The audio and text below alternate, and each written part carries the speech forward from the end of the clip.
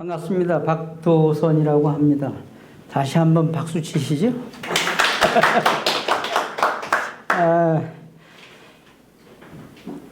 식사들은 다 못하고 오셨죠? 하고 오셨어요. 좀 벌써 첫눈이 내린다는 소설이 지난 지가 이제 3일이 벌써 지났어요. 이제 완전히 겨울인데, 올 겨울은 기상대 예보로다가는 올 겨울은 아마 여느 겨울보다도 굉장히 추울 거라는 예보를 하더라고요. 각별히 건강관리 잘 하시고 추위 대비하시기를 바랍니다. 제가 늘 어디 가든지 첫 시간에 드리는 말씀이 무슨 말씀을 드리느냐 하면은, 공자 맹자보다 훌륭한 분이 누구냐? 이 놀자다. 좀 썰렁한 얘기할 때 웃어주는 것도 매너거든요. 그래서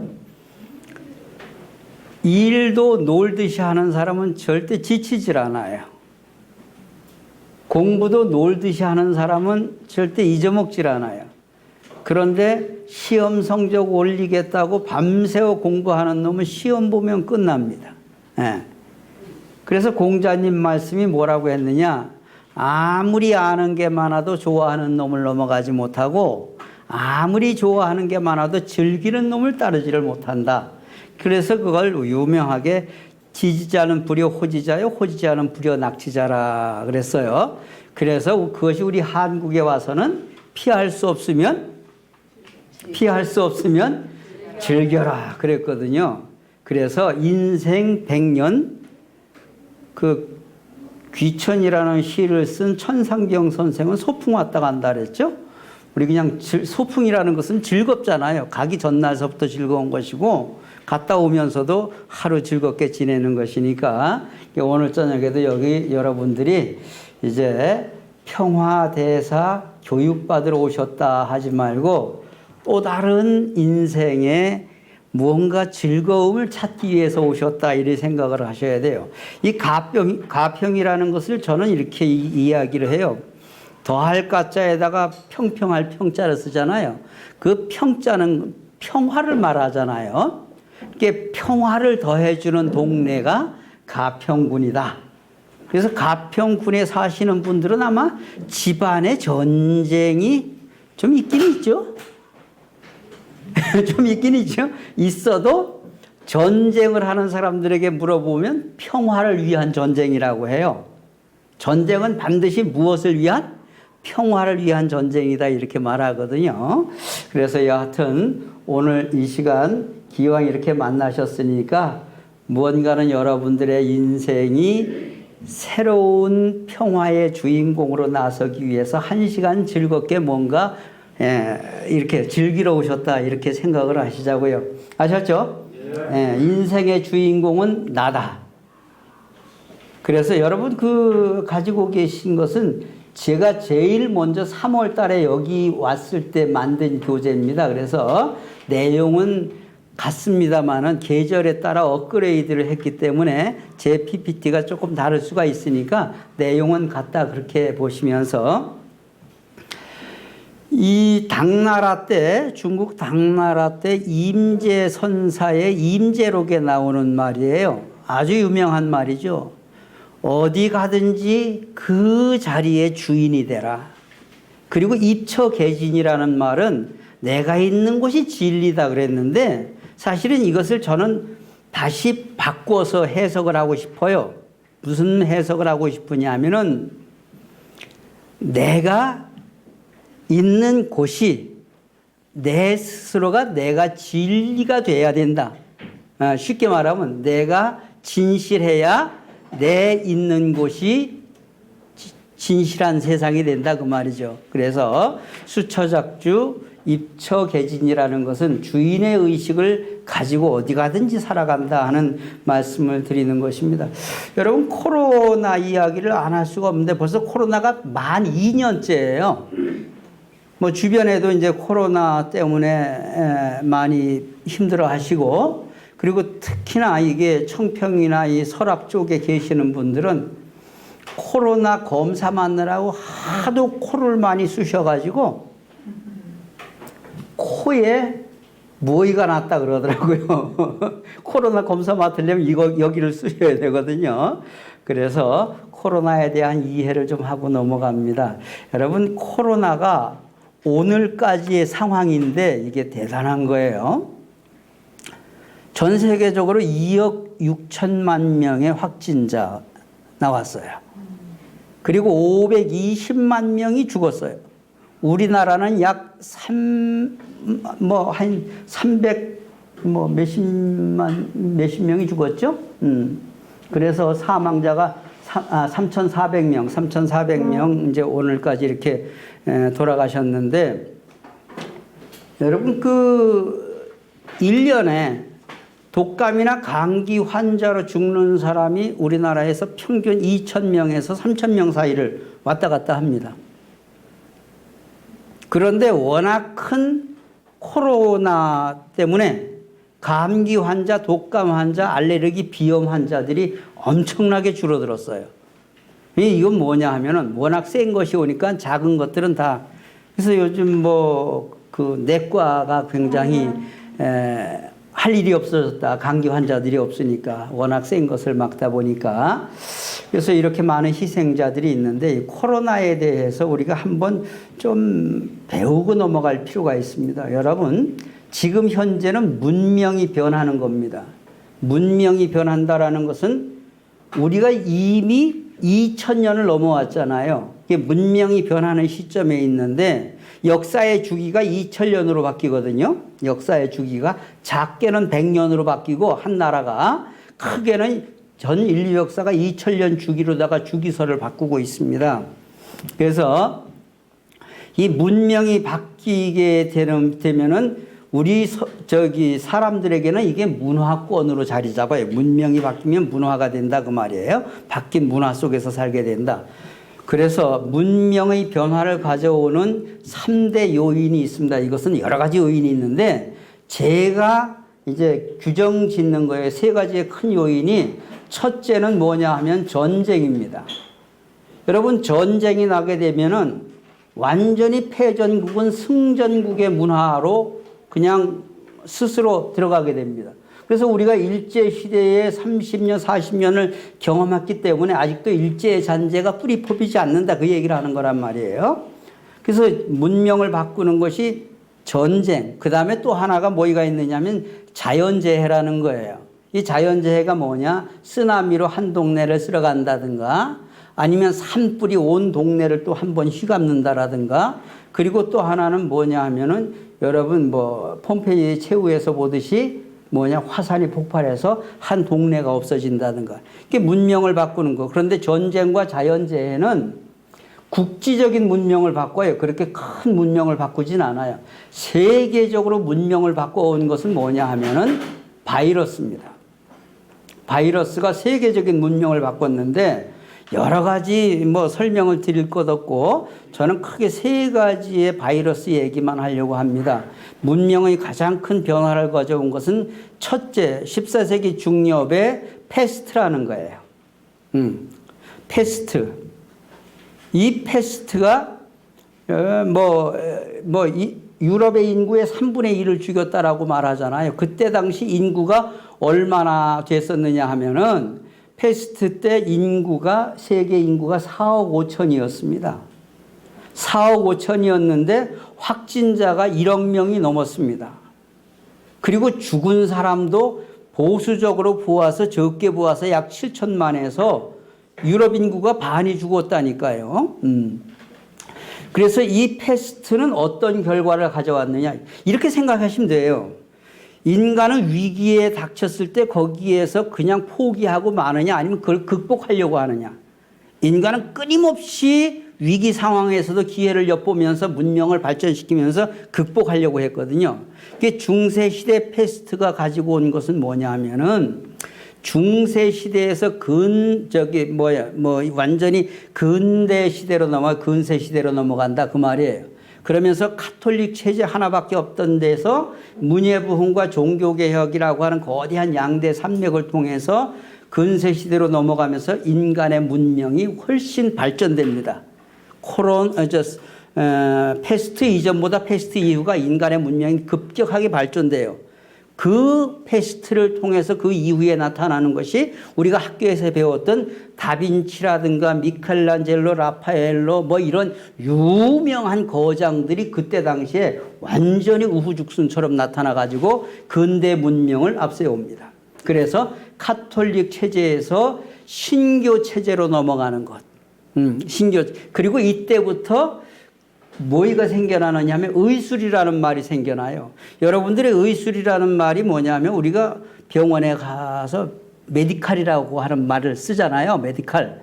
메디칼이 어디서부터 왔느냐? 중세 유럽을 살린 것이 이탈리아 베네치아의 메디치 가문이라고 있었어요. 메디치 가문이 유럽 사회 전체를 300년 이상 이끌어갑니다. 거기에서 그 가문에서 교황도 나오고 유명한 나라의 왕들도 나오고 문명과 문화를 발전시키는, 그래서 그 아까 얘기했던 중세시대의 다빈치, 미켈란젤로 이런 사람들이 메디치 가문의 전부 다 식객이었습니다. 그래서 중세시대를 이끌어온 가문이 메디치 가문이고 거기에서부터 의술이 발달해서 요즘의 현대 의술을 메디칼이라는 말을 쓰게 된 겁니다. 메디칼이라는. 그래서 중세시대에서 근세시대로 넘어왔고요. 그 다음에 1차 세계대전이 끝나던 해에 스페인 독감이 발생합니다. 스페인 독감, 그러니까 스페인에서 발생한 것이 아니고 1차 대전 때이기 때문에 이 러시아 참전했다 나중에 빠지고 미국과 영국과 불란서, 그 다음에 너무나 여러분들이 잘 아시다시피 이슬람을 중심 삼은 국가들 이렇게 이제 참전을 하거든요. 그런데 스페인이라는 나라는 그때 당시에 어느 쪽에도 끼지 않는 중립이었습니다. 스페인 문명이 대단한 문명이거든요. 그래서 스페인 국가의 기자들이 취재를 해가지고 양쪽 진영을 다 다니면서 취재를 해가지고 가장 정확한 정보를 스페인 언론이 만들어냅니다. 스페인 방송을 들으면서 스페인 신문을 보면서 그래서 그 독감의 상황을 알게 됐어요. 왜? 전쟁하는 나라들은 자기네 나라에 몇 명이 죽는다는 거 얘기 안 하잖아요. 적군에게 유리하니까. 그래서 스페인 독감이라는 말은 스페인에서 발생한 것이 아니고 스페인의 기자들의 정보를 통해서 이게 독감 상황을 알게 되었다 하는 말이에요. 그때 당시 인구가 18억이었어요. 1918년도. 그리고 1차 세계대전이 끝나면서 이건 미군 막사에서부터 시작된 거거든요. 서부전선에서. 그래서 이 전쟁이 끝나면서 젊은 사람들이 전부 다 자국으로 돌아가서 전쟁에서 승리해서 돌아왔다고, 전쟁에서 살아서 돌아왔다고 동네마다 다니면서 뭐 하느냐? 환영대회를 하는 거야. 이 젊은 사람들이 전부 다 펼쳐놓은 것이 스페인 독감이에요. 젊은 사람들이.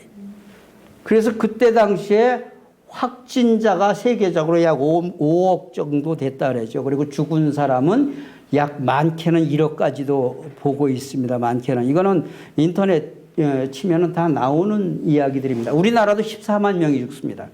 김구 선생님이 자기의 자필 글에 보면은 자기도 서바나 독감으로 굉장히 고생을 했다. 서바나가 뭐냐? 스페인 독감을 말하는 거예요.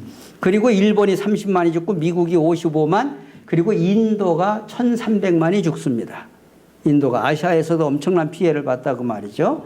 그래서 1차 세계대전은 결국 스페인 독감을 계기로 뭐냐 하면은 농경 문화에서 산업사회로 급속도로 발달하게 됩니다. 산업사회로 급속도로 발달하면서 여러분 이런 생각 해보시면 어떻습니까? 지금 여기 계시는 우리 선생님들도 어릴 때 국민학교 다닐 때 그때 농경사회였거든요.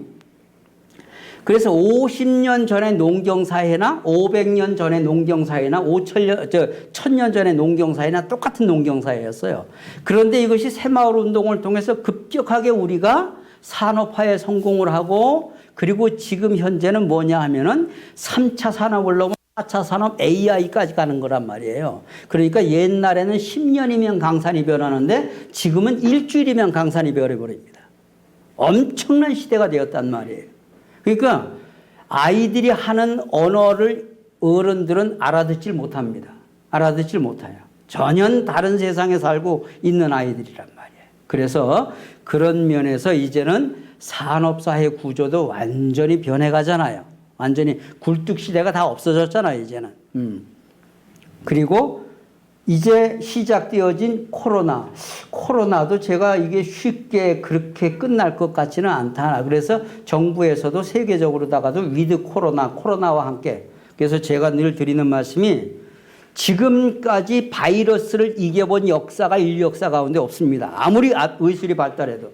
역사적으로 감기 없었던 시대가 없고 독감 예방주사를 맞아도 독감 없었던 때가 없습니다. 그래서 제가 드리는 말씀이 뭐냐 하면은 바이러스가 인간보다 지능이 훨씬 높다. IQ가. 왜 그러냐 하면은 인간들이 거기에 극복하려고 하면 이 바이러스들은 계속 변종이 생기잖아요. 지금도 독감 바이러스 변종이 계속 생기잖아요. 그러니까 돌파 감염 어떤 것으로도 우리를 막을 수 없다라는 것이 돌파 감염이라는 말이에요. 너희들이 아무리 예방해봐라. 우리는 그것을 뚫을 수 있다 그 말이에요. 인간의 IQ가 제일 높은 사람이 누구냐 하면은 허씨 집안에서 탄생합니다. 경영 씨라고. 좀 서툰가? 허경영 씨가 당신 스스로가 IQ가 430이라고 합니다. 제일 기네스북에 제일 높은 IQ는 한국의 김웅룡이라고 하는 경기 북부의 평화대서 협의회 회장하시다가 돌아가신 분의 아드님이에요. 거의 우리와 같은 나이인데 그 양반이 기네스북의 IQ 210으로 지금까지 50년 동안 깨질 못하고 있습니다. 50년, 60년. 왜? 5살 때 그렇게 됐으니까. IQ 210. 김웅룡. 뒤져보면 나와요. 그런데 허경영은 거기에 꽃배기를 더해서 IQ 얼마? 430이라고 자기가 그래요. 그래서 저는 허경영보다는 조금 높여주자 그래가지고 바이러스의 IQ를 450 정도로 이건 제 해석이니까 너무 심각하게 들을 거 없어요. 그래서 이 코로나가 오늘까지 아까 보셨던 것처럼 오늘까지 세계적으로다가 5천만 명 이상이 사망을 500만 명 이상이 사망을 하잖아요. 2,600만 명이 확진자가 나오고 2억 6천만 명이 확진자가 나오고 5,200만 명이 사망을 했어요. 지금까지 5,200만. 그래서 이제는 문자 시대에서 영상 시대로 전환을 합니다. 여러분 이제는 앉아가지고 아이들이 핸드폰 가지고 이걸 뛰들지 않고 그냥 말만 해도 문자를 전해주는 시대잖아요, 지금은. 그러니까 이제 문자 시대에서 영상 시대로 전환합니다. 그런데 이것이 AI 시대라는 거예요. 메타버스라는 말들이 전부 다 거기에서 나오는 거거든요. 그런데 우리 문선명 총재님께서 평화대사 협의회를 창설하신 문선명 총재님께서 1950년대 말에 하신 말씀으로 나와 있습니다. 참부모경이라는 데 보면은 뭐라고 나와 있느냐 하면은 앞으로다가는 학교가 없어집니다. 초등학교, 쉽게 말해 옛날에는 국민학교라고 했잖아요. 초등학교, 중고등, 대학교까지 영상교육을 통해서 공부를 하고 국가에서 공인하는 테스트만 통과하면은 대학을 졸업할 날이 옵니다. 집단 시설이 없어집니다. 이렇게 말씀을 하셨어요. 그래서 결국 뭐냐 하면은 이제 대형 중심에서 가정교회로 돌아가야 된다. 1970년대서부터 우리 문선명 총재님은 예배당이 교회가 아니고 가정이 교회다 이 말씀을 하신 거란 말이에요. 그래서 이제는 영상시대의 대전환을 이제 옮겨가는 시대다 그 말이에요. 그래서 지금까지는 예수의 탄생을 기점으로 기원 전, 기원 후 그랬어요. 그랬잖아요. 서기라는 것은 서양 역사의 출발점, 서력 기원. 예수의 탄생을 기점으로 올해가 2021년이라는 말은 예수님의 연세가 2000살이 넘었다 그 말이거든요. 그리고 예수 이전은 기원 전, 그래서 비포 크라이스트 예수 이전 시대 그랬잖아요. 그리고 AD라는 것은 아노 도미니 그래가지고 예수의 탄신일, 예수 생일날 그런 뜻이거든요. 이게 라틴 말인데. 그런데 앞으로다가의 미래 세계는 뭐냐 하면은 지금까지는 BC, AD로 나눴는데 미래의 사람들은 코로나 이전과 코로나 이후로 나눌 것이다. 이것이 미국의 유명한 칼럼니스트 프리드먼이라는 사람의 지난해 말입니다. 저는 이것을 신뢰합니다. 앞으로다가는 왜 2000년 주기설을 믿는다면 이걸 동시성이라고 말합니다만은 2000년 주기설을 믿는다면은 이제는 예수의 탄생을 기점으로 역사를 좌우하던 시대에서 역사의 분기점을 삼았던 시대에서 이제는 코로나 이전과 코로나 이후로 역사는 바뀐다. 저는 이 말씀에 전적으로 동의하는 것입니다. 그래서 변화에 적응하는 생활을 하자. 제가 이렇게 이제 말씀을 드리는데 이게 예배당이에요. 왜? 일요일날 예배 보는 거예요. 한국에서 제일 큰 교회예요. 여의도에 있는 교회입니다만은 뭐 여의도 무슨 교회인지는 저도 모르겠습니다. 이게 여의도에 있는 교회인데 이제 이것을 제가 말씀드리는 것이 이제 죽어도 우리는 몇 년을 넘게 사느냐? 1000년을 넘게 살아요. 우리 회장님 올해 연세가 죄송합니다. 앞에 계셨으니 65. 65인데 어디 가서 아래 것들이 우리 선생님 연세가 얼마나 되십니까? 그러면은 65이라고 하지 말고 앞에다가 1000짜리를 붙이는 거야. 내가 올해 1065이다. 이렇게 얘기를 하셔야 돼요. 이걸 웃자고 하는 얘기보다도요. 왜 그러냐 하면은 1000년대에 태어나서 2000년대에 갈 사람들이 우리들입니다. 이해가 되시겠죠? 묘비명에 1950 몇 년도에서 2000 몇 년도에 가시긴 가실 거죠? 그 가실 날을 아십니까? 모르십니까? 혹시? 잘 몰라요? 생신은 아시죠? 정신없이 태어났는데 생신은 아시는데 지금까지 60년 넘게 사셨는데 그 도인이 그래 가실 날을 모르십니까? 저는 제가 갈 날을 정확하게 알거든요. 언제 가느냐? 숨 끊어지는 날이 가는 날입니다.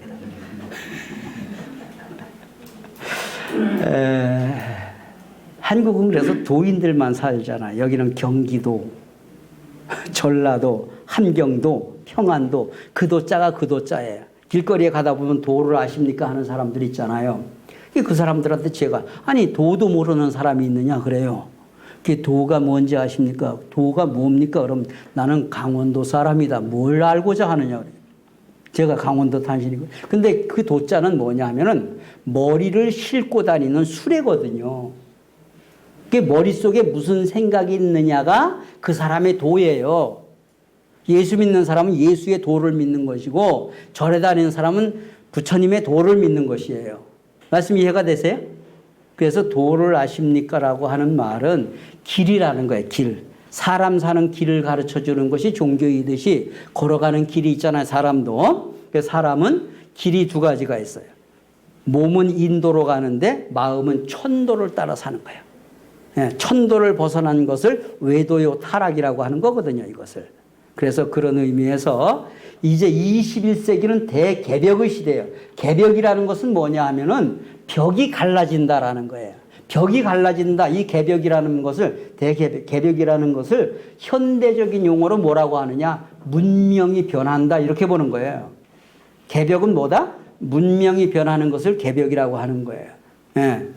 부모 자식 간에도 벽이 생겼다가 왜 그냥 뭐 이게 우연한 계기로다가 서로 이야기하면서 벽이 하나가 되어지는 경우가 있잖아요.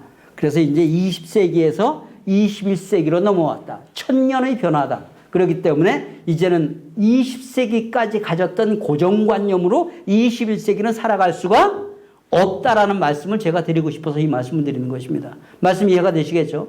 이제부터는 스승이 누구냐? 내 아들, 딸들이 스승이고 내 손자, 손녀가 스승이에요.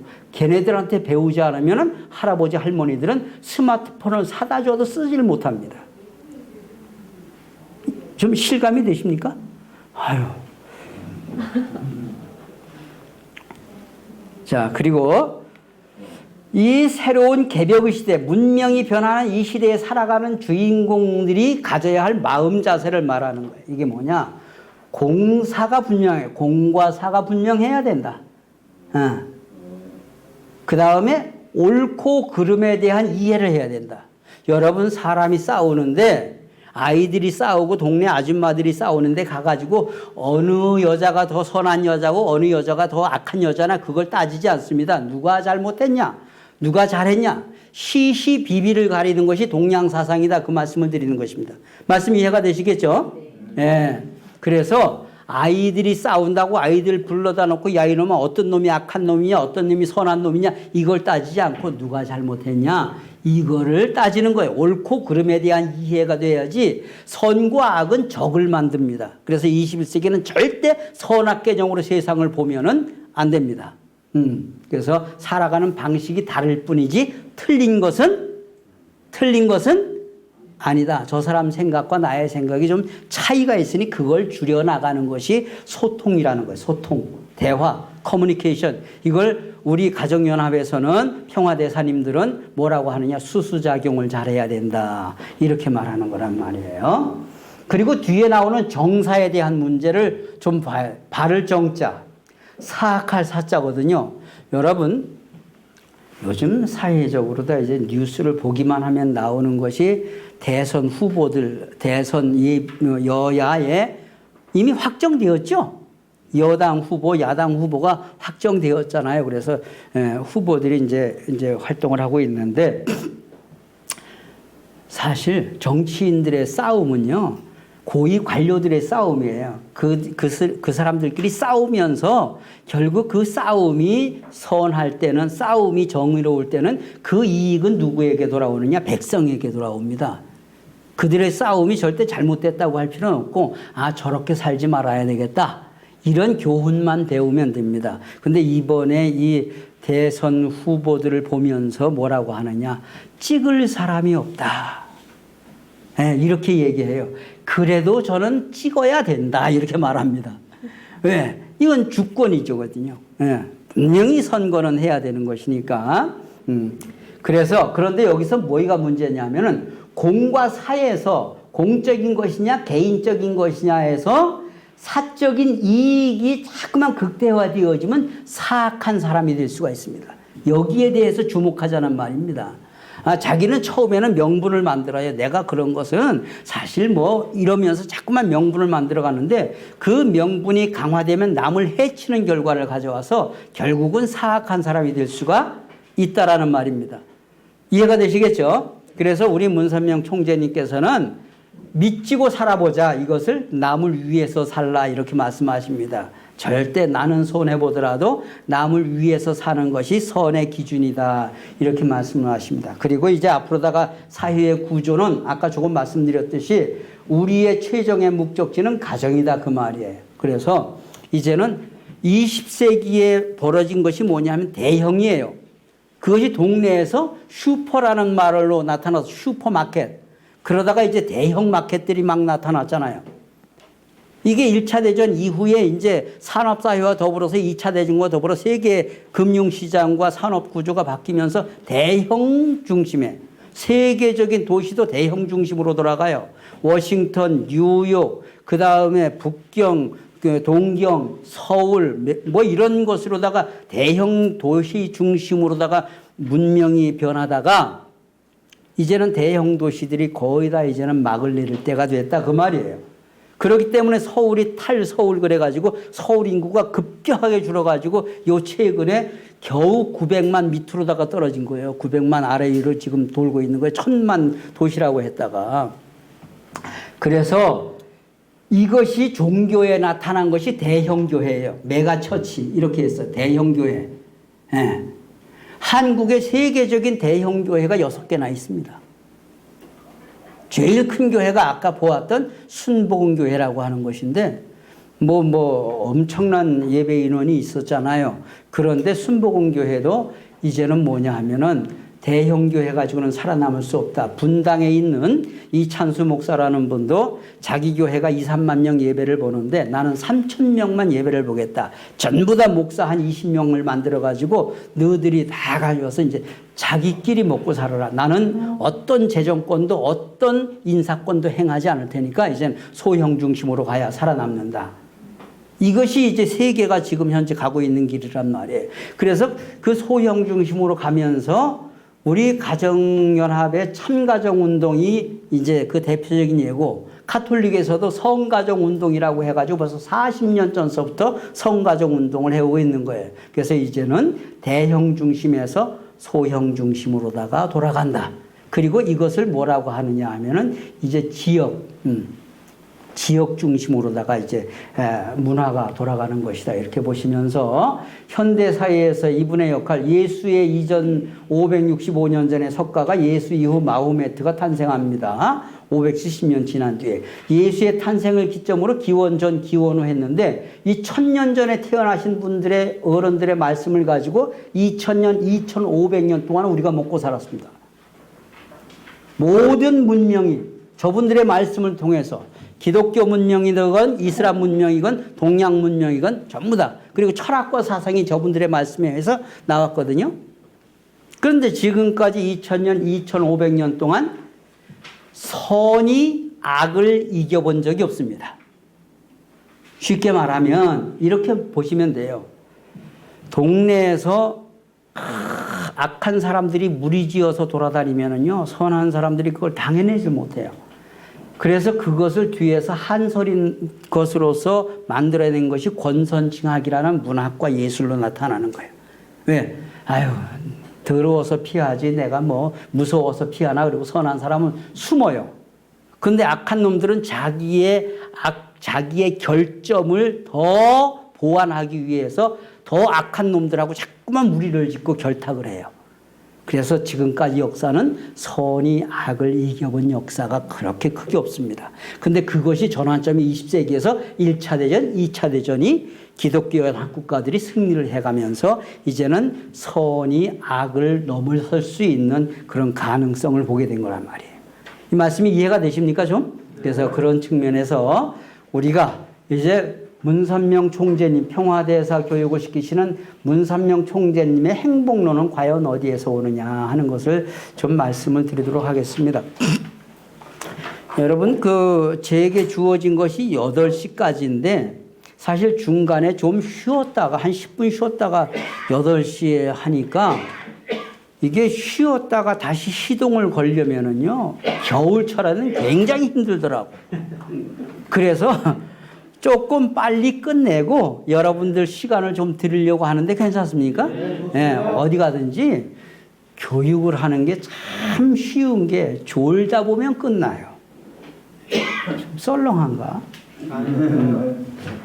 그래서 우리 문삼영 총재님의 행복론, 제가 이걸 가지고 30년 이상 강의를 하면서 이제 지냈던 사람인데 아주 쉽게 설명을 합니다. 행복의 반대말은 불행의 반대말은 행복이라고 하는데 사실은 행복의 반대말이 불행의 반대말이 행복이라는 것은 사전적인 의미가 있는 것이고, 불행의 반대말을 무엇으로 보느냐? 도의 세계에서는, 철학의 세계나 도의 세계에서는 마음의 평화로 봅니다. 마음의 평화가 이루어져야 항구적인 행복이 이루어질 수가 있다. 여러분, 행복하다는 것은요, 내 목적이 성취되면 행복한데 그 목적을 거기에다 두는 것이 아니라 사람은 그것을 성취하게 되면 또 다른 목적을, 돈을 벌면 또 돈을 벌고 싶다 그 말이에요. 근데 돈을 벌면 벌수록 행복한 줄 알았는데 옛날 어른들 말씀이 하나도 틀린 게 없어요. 천석지기는 1000가지 걱정, 만석지기는 10,000가지 근심이 있다고 했거든요. 그러니까 옛날 이 속담으로 보면 제일 행복한 사람들은 다리 밑에 계신 분들이에요. 다리 밑에. 그래서 우리가 행복의 반대말은 불행이라 하더라도 불행의 반대말을 무엇으로 보느냐? 마음의 평화가 이루어져야 항구적인 행복이 이루어진다. 이렇게 생각을 하시자고요. 그래서 모든 도인들이나 모든 종교는 평화를 가장 큰 주제로 놓고 있는 것입니다. 남북도 뭐 하자는 거예요? 평화 통일하자는 거잖아요. 평화. 그래서 여러 일하시면서 참된 행복은 찾을 수 있을까 그랬어요. UPF에 대한 올바른 이해를 하자 그랬어요. 그래서 아까 말씀드렸듯이 우리 이제 종교적인 이념은 세계 평화 통일 가정연합, 세계의 평화와 통일을 이루기 위해서는 가정이 연합체를 이루어야 된다. 가정연합이라는 말을 저는 이웃사촌이다 이렇게 이제 해석을 해요. 이웃사촌, 먼 친척보다 뭐가 낫다? 이웃 사촌이 낫다 그랬잖아요. 집에 불 나면은요, 바로 옆에서 불 끌어오지, 먼 친척은요, 불 다 꺼지고, 뭐 다 끝난 다음에, 아유, 어떡하냐, 불이 났었냐, 그러고 이제 나중에 소문 듣고 온단 말이에요. 그래서, 그 세계평화통일 가정연합과 더불어서 외곽 조직으로서 평화운동을 하는 조직이 천주평화연합, 여러분들의 그 UPF고, UPF 1년 동안 가평군을 위해서 열심히 수고하신 우리 이종효 지부장님을 위해서 박수 한번 쳐드리시기 바랍니다. 얼마나 애를 쓰시는지. 예. 그리고 이번에 이 그룹이 5기잖아요. 예. 우리 5기 회장님과 총무님, 예. 예. 위에서 박수 한번 좀 보내드립니다.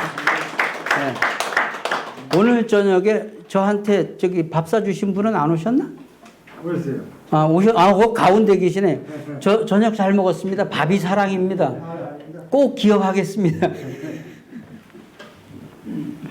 예. 그래서 이제 간단하게 이제 정리를 합니다. 간단하게 이제 풀어나가 보겠습니다. 이거 로마에 여행하시면서 베드로 대성당 구경하신 분들이 계실 거예요. 그 오른쪽에 있는 것이 시스티나 대성당이라고 해서 뭐 하는 곳이냐? 교황 선출하는 성당입니다. 교황이 선출되면은, 차기 교황이 선출되면은 만장일치잖아요, 거기는. 이걸 콘크라베라고 전문 용어로 하는데, 그들의 용어로 선출되면은 그 안에서 이제 우리가 합의를 봐서 교황 하나를 만들었다. 그러면서 흰 연기가 굴뚝으로 나오면은 바깥에서 이제 환호성을 치르면서 기도하고 박수치고 그러잖아요. 그 위에 한 5, 600년 전에 미켈란젤로라는 분이 그려놓은 천지창조라는 벽화에 이건 아담의 창조라는 거예요. 창조주 하나님이 오른쪽에 계시고 왼쪽에 계신 분이 인간조상 아담이라는 거예요. 그래서 이것을 미술 비평가들은 어떻게 보느냐. 하나님의 인간 사랑에 대해서 인간의 교만함을 나타낸 것이다. 하나님은 인간을 적극적으로 구원하려고 하는데 인간은 줄렘 주고 말렘 말하라 하면서 손가락 끝이 닿았습니까? 안 닿았습니까? 안 닿았잖아요. 이걸 제가 해석을 하기를 예배당 다니시는 분들이 일요일 날 아침에 아침 먹고 예배당 갈까 말까 이 마음을 그대로 그림으로 표현한 것이다. 이렇게 이제 보는 거란 말이에요. 그래서 이제 창조 원리에 대한 것만 간단하게 정리를 해서 마치겠습니다. 한번 따라해 보신다. 창조 원리.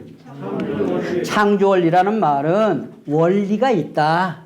무슨 원리? 세상을 창조한 창조주의 창조 원리가 있다. 그 말이에요. 쉽게 말하면 이 세상을 창조하신 분이 주먹구구시로 창조한 것이 아니라 구체적인 설계도가 있었다. 이것이 원리예요. 여러분, 원리처럼 쉬운 게 없거든요.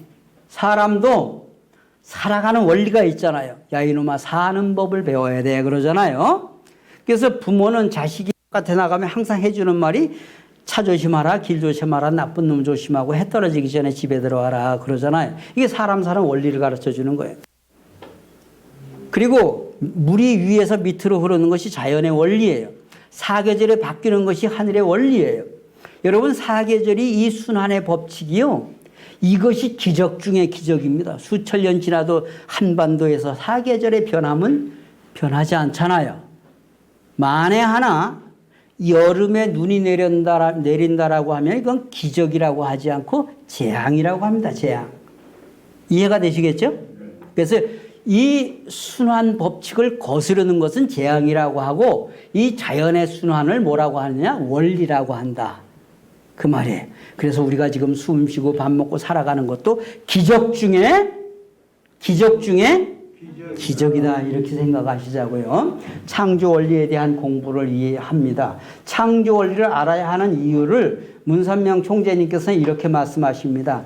인생과 우주에 관한 근본 문제는 결국 그것을 창조하신 하나님이 어떠한 분으로 계시는가 하는 것을 모르고서는 풀리지 않는 것입니다. 인간의 근본 문제를 해결함에 있어서는 하나님을 알아야 된다라고 말하죠.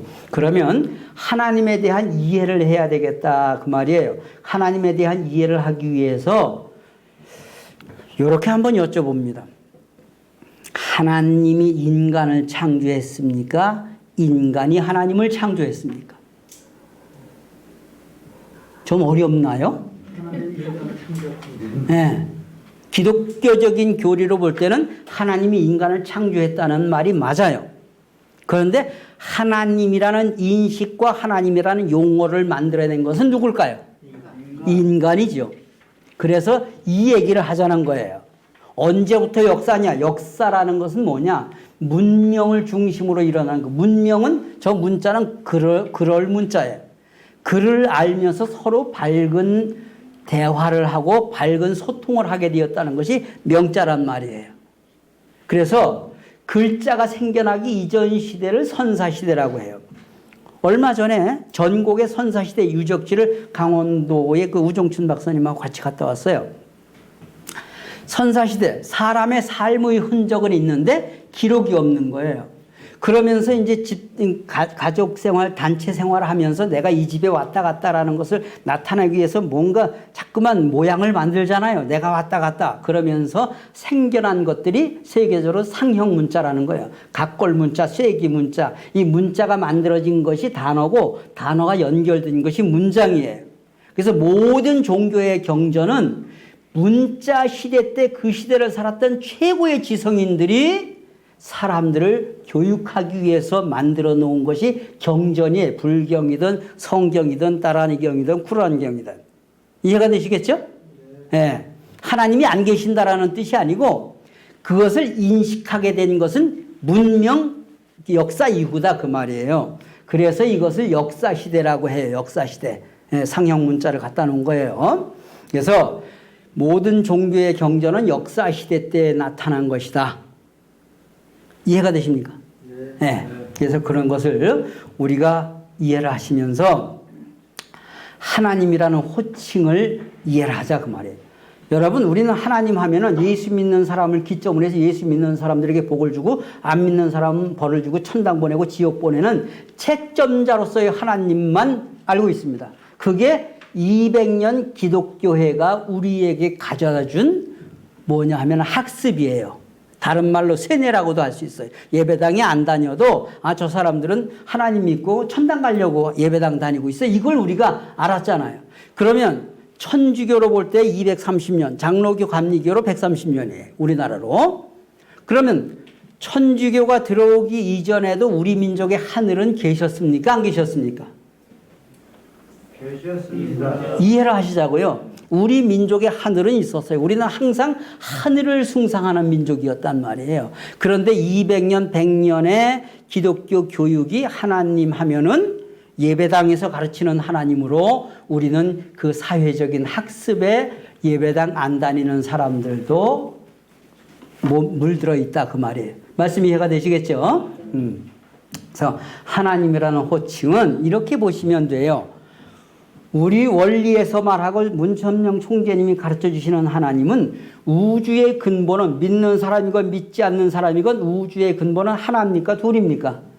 우주의 근본은 하나이신데 그 하나이신 분이 인격적 가치를 가지고 계시니 님자를 써서 하나님 그런다 그 말이에요. 이해가 되시겠죠?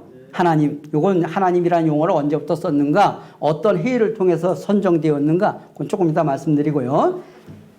그리고 이것이 일반적인 용어로 조물주, 창조주, 절대자, 천지신명, 옥황상제. 우리나라가 애국가가 지금 현재 우리가 부르는 애국가에는 하느님이 모아서 우리나라 만세 나오는데 옛날 선생님들은 기억하시, 해방 이후에 선생님들은 기억을 하세요. 뭐냐 하면은 그때 당시는 올드랭 사이린이라는 스코틀랜드의 전통 민요에다가 상제를 넣어서 불렀어요. 상제님이 보아사 우리나라 만세 이렇게 들은 곡조가 이게 머릿속에 떠오르잖아요. 근데 이승만 대통령은 기독교 장로로서 신학 박사를 받은 박사님이에요. 그래서 이승만 대통령은 박사라는 말을 더 좋아했어요. 대통령이라는 말보다. 왜? 박사는 영원해도 대통령은 한시적이잖아요. 그래서 이승만 박사라고 지금도 그러고 계시잖아요. 그래서 이승만 박사가 들어와 놓고 보니까 곡조는 서양 곡조인데 동양식에 상제를 얹어 놓고 있다.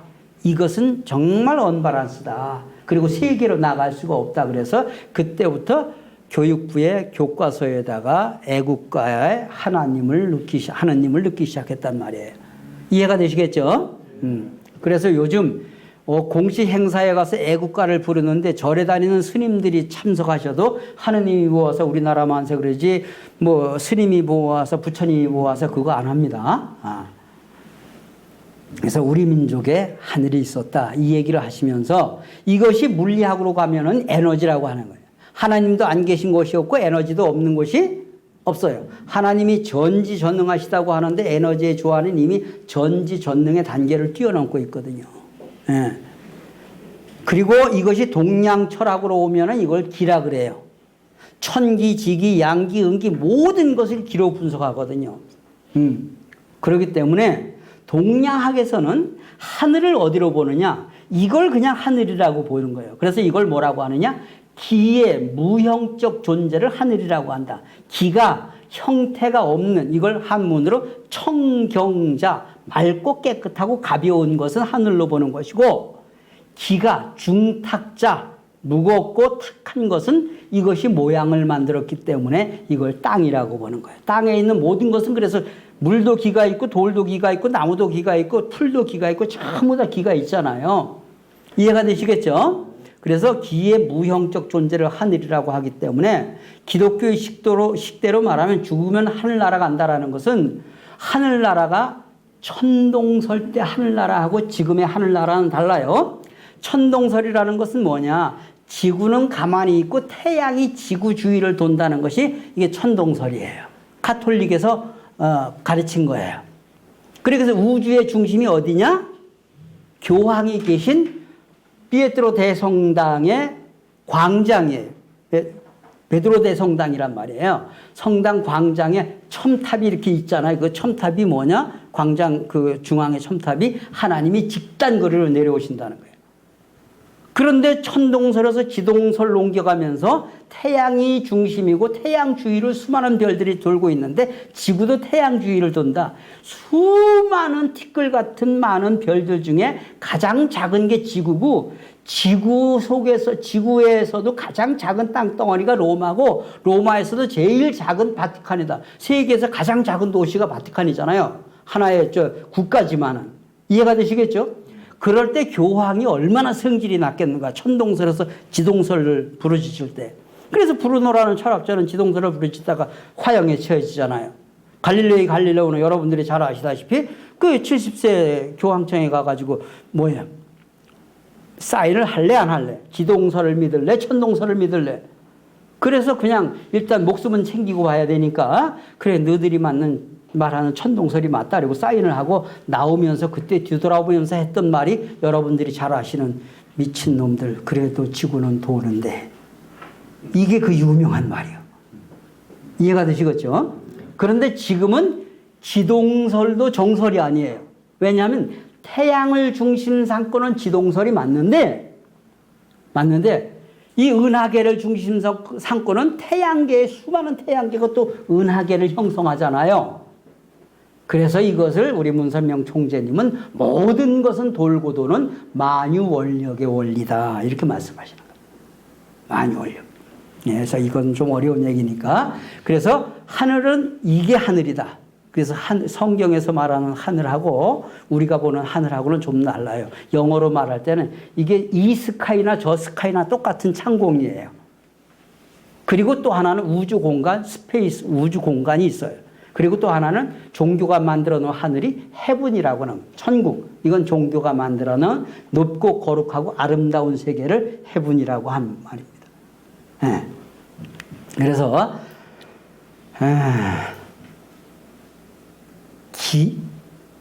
기의 무형적 존재가 이게 하늘이고 기의 유형적 존재를 땅이라고 한다.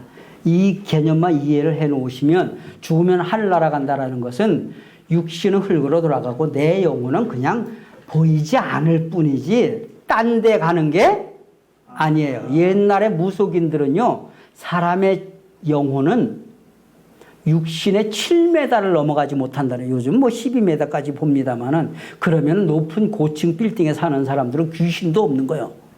귀신한테 물어봤더니 왜 못 갑니까? 엘리베이터 타고 갑니다 그러더라고. 귀신은 사람한테 붙어 다니니까 왜 모기도 사람한테 붙어서 올라가잖아요. 그렇듯이 이제 그런가 봐요. 그래서 귀신 얘기가 나왔으니까 혹시 우리 회장님들 중에 귀신하고 조상하고 어떻게 구분하는지 아십니까? 귀신 조상의 구분법. 이거 귀신 같은 얘기 하는 거예요. 이건 혈통적인 관계를 따져요. 쉽게 말하면 내 조상은 조상이라고 하지 귀신이라고 안 합니다. 멧돼지 할아버지, 멧돼지 조상 이렇게 말하죠. 그런데 남의 후손에게 가면 귀신 취급당합니다. 이게 이해가 되세요? 그래서 조상이라고 하는 것은 혈통적인 관계를 말하는 거예요. 우리 저쪽에 가면은 설악면에 가면 청평수련소에서 조상회원이라는 것까지도 해요. 그것은 내 조상들에 대한 문제를 정성을 들여서 해결한다 그런 뜻이에요. 문제 있는 조상을. 그래서 그런 것은 조상에 대한 이해를 하는 것이고 사람은 다 죽으면 귀신 되는데 귀신과 조상의 개념은 혈통적인 관계는 조상이라고 하고 남의 후손에게 가면 귀신 취급당한다. 이렇게 이해를 하시면서 이거 그냥 한번 보시기 바랍니다. 여러분 천주교가 먼저 들어왔다 그랬습니다. 천주교는 지금도 천주님이라는 말씀을 하나님이라는 용어보다 더 많이 써요. 천주님 그래요. 원래 우리나라에 들어왔던 언더우드라는 사람 이게 성경 번역위원장의 초대 위원장이에요. 그 성경에 나와 있는 여호와, 야훼 이것을 어떻게 한국말로 번역할 것이냐.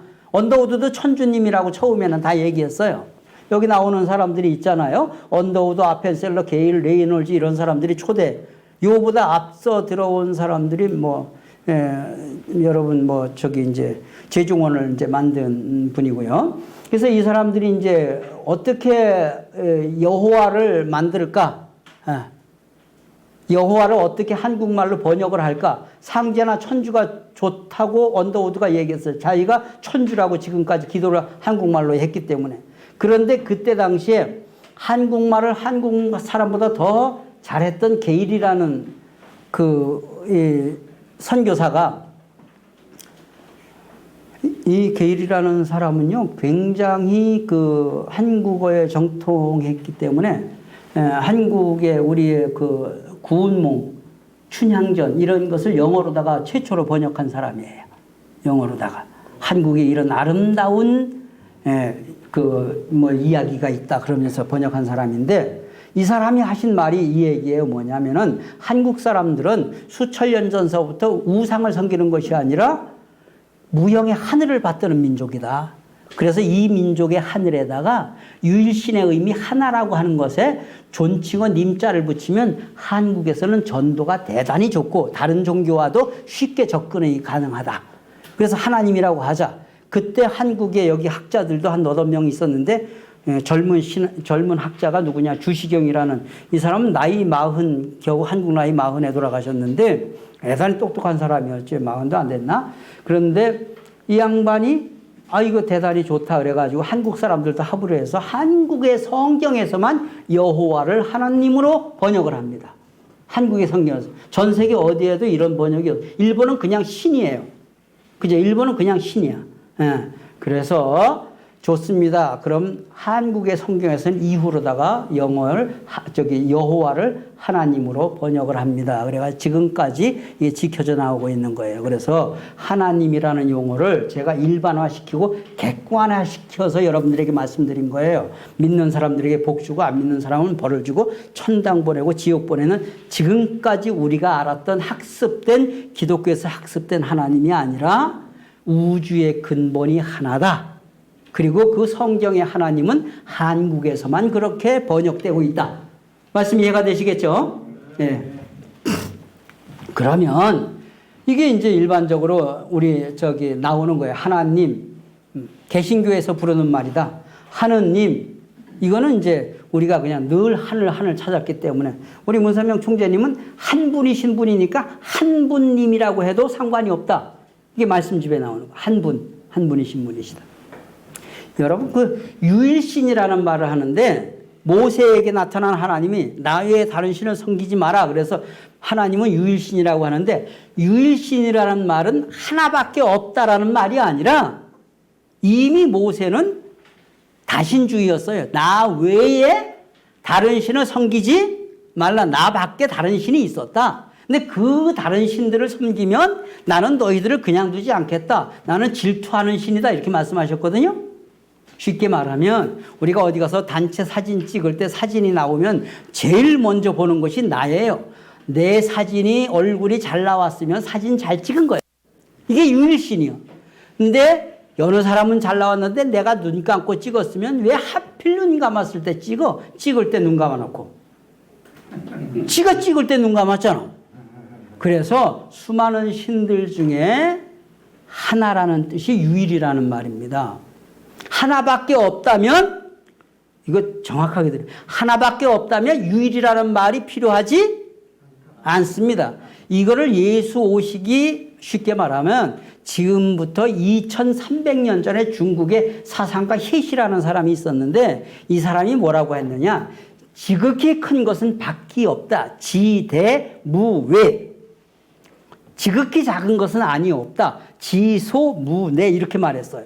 그래서 동양 사상은 수천 년 전서부터 이 우주는 커다란 하나라고 봤지 우주가 무슨 저기 또 다른 뭐가 있다. 천당이 있고 지옥이 있다라는 생각을 동양 사상은 해본 적이 없습니다. 여기가 천국이고 여기가 지옥이에요. 2000년 전에 예수님도 내 마음속에 천국이 있다 이렇게 말씀하셨어요. 말씀이 이해가 되십니까? 그래서 그런 의미에서 우리가 이해를 하시면서 하나님의 뜻이 하늘에서 이루어진 것처럼 땅에서 이루어지도록 기도하라 그랬는데 그 땅이 어디냐? 지금까지 기독교는 그 땅에 대한 정확한 이야기를 못했지만 그 땅을 대표한 것이 가정이다. 그 말씀을 드리려고 하는 거예요. 여러분, 땅이 아무리 많아도 봄, 여름, 가을 논밭에서 일을 하더라도 그 신도시가 옆에 막 생겨서 땅값이 올라간다고 우리 땅값 뛴다고 해서 좋아가지고 땅에다가 매트리스 깔고 잠자는 사람 제가 한 사람도 못 봤어요. 일을 하시다가 저녁에 주무실 때는 어디로 오신다? 집으로 오시는 거예요. 그래서 그 땅을 대표한 것이 나의 가정이다. 그 말씀을 드리려고 하는 거예요. 그래서 이런 생각해 보시기 바랍니다. 아무리 내가 덕망이 뛰어나고 사회적으로 유능한 사람이라도 해가 지면은 돌아갈 가정이 없다라는 사람처럼 허전한 사람이 어디 있을까요? 그거 생각해 보시자고요. 그런데 세상에 아무리 힘들고 직장에 다니면서 온갖 상사에게 시련을 겪는다 하더라도 나를 따뜻이 반겨줄 가족들이 있고 돌아갈 가정이 있다라고 생각하면 얼마나 마음이 편안하겠는가. 그래서 땅을 대표한 것이 어디다? 가정이다. 이것이 우리 문선명 총재님이 가르쳐 주신 가정 행복론입니다. 가정이 행복해야 만사가 잘 된다. 가화만사성이라고 공자님도 말씀하시지 않았느냐 그 말이에요.